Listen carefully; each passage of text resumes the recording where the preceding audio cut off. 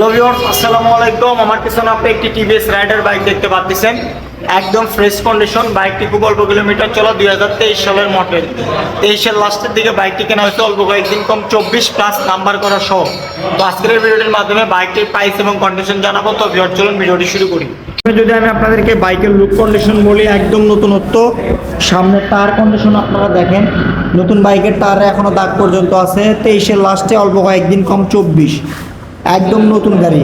মাঠঘাট condition ভালো আছে। সামনের লুকস কন্ডিশন সুপার ফ্রেশ আছে, দেখতে পাচ্ছেন। টাঙ্কির পার্ট থেকে শুরু করে একদম ভালো আছে।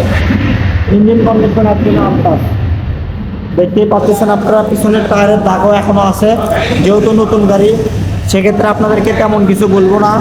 বাইকটিতে এসে লাস্টের দিকে নাম্বার প্লেট করা হয়েছে, বগুড়ার নাম্বার করা।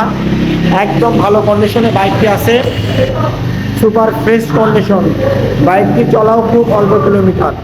তো এখন আমি আপনাদেরকে বলবো হচ্ছে এই বাইকটার প্রাইস। তো এই বাইকটার প্রাইস আমি আপনাদের জন্য দিব অনলি 1,30,000 টাকা।